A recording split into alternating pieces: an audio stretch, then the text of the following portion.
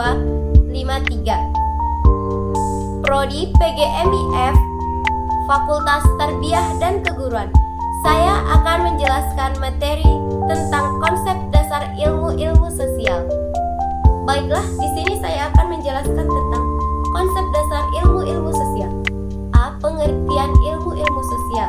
Menurut Harsoyo, ilmu-ilmu sosial adalah ilmu yang mempelajari tentang manusia dan mempelajari tentang sikap dan tingkah laku manusia di dalam suatu kelompok. Yang pertama, pengertian sejarah.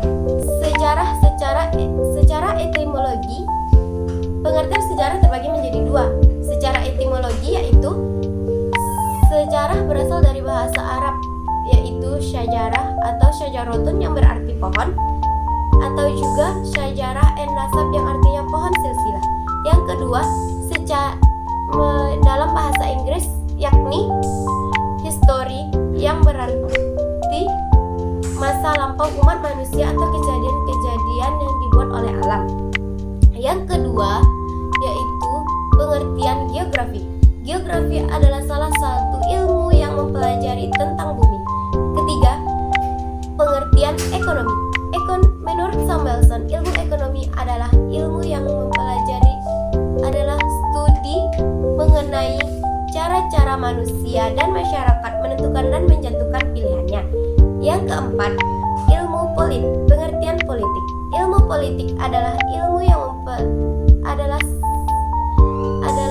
pengetahuan yang di dalamnya mempelajari, mengidentifikasi teori,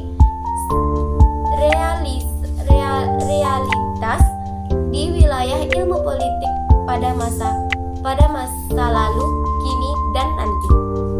5. Pengertian sosiologi. Sosiologi diartikan sebagai pengetahuan tentang pertemanan.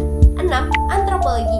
Antropologi berasal dari bahasa Yunani, yaitu anthropos dan logos, yang berarti manusia dan ilmu. Antropologi berarti ilmu yang mempelajari tentang manusia sebagai makhluk biologis sekaligus makhluk sosial. Oke, saya akan melanjutkan materi saya yang kedua, yaitu tentang hakikat ilmu-ilmu sosial. Yaitu terbagi menjadi yang pertama, hakikat sejarah. Hakikat sejarah terbagi lagi menjadi 4 bagian. Yang pertama, sejarah sebagai peristiwa. Yang kedua, sejarah sebagai ilmu. Yang ketiga, sejarah sebagai kisah. Dan yang keempat, sejarah sebagai seni. Yang kedua, hakikat geografi. Hakikat geografi terbagi lagi menjadi 6 bagian. Yang pertama, geografi sebagai ilmu pengetahuan biofisik. Dan yang kedua, geografi sebagai relasi timbal balik antara manusia dan alam. Yang ketiga, geografi sebagai ekologi manusia. Yang keempat, geografi sebagai telaah bentang alam. Yang kelima, geografi sebagai telaah sebaran gejala alam dan sosial. Yang keenam, geografi sebagai teori tentang ruang bumi. Yang ketiga, hakikat ekonomi. Dan yang keempat, hakikat politik.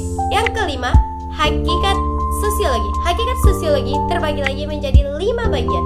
Yang pertama, sosiologi merupakan ilmu sosial. Yang kedua, sosiologi bersifat kategoris bukan normatif. Dan yang ketiga, sosiologi merupakan ilmu murni. Yang keempat, sosiologi adalah ilmu yang abstrak bukan konkret. Yang kelima, sosiologi merupakan ilmu pengetahuan yang umum. Yang keenam, hakikat antropologi. Materi saya yang ketiga yaitu karakteristik ilmu-ilmu sosial. Karakteristik ilmu-ilmu sosial yaitu 1. Berbagai batang tubuh disiplin ilmu-ilmu sosial yang diorganisasikan secara sistematis dan ilmiah.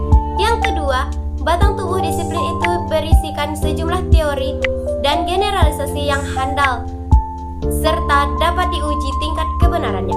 Yang ketiga, batang tubuh disiplin ilmu-ilmu sosial ini disebut juga struktur disiplin ilmu.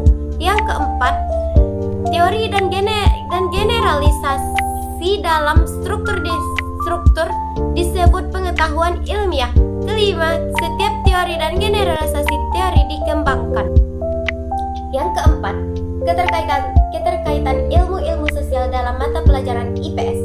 Yang pertama, hubungan IPS dan ilmu sejarah. IPS mengambil materi ilmu sejarah yang terkait dengan cara hidup manusia dilihat dari kurun waktu masa lalu.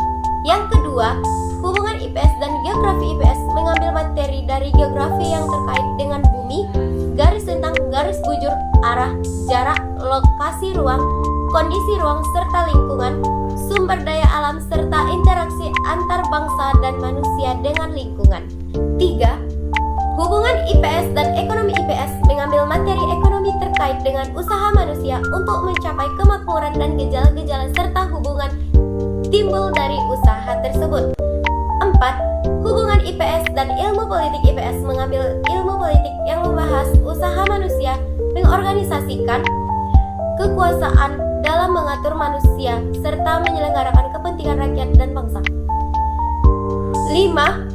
Hubungan IPS dan sosiologi. IPS mengambil materi sosiologi yang mempelajari masyarakat secara umum dan hubungan antar individu dan masyarakat tersebut.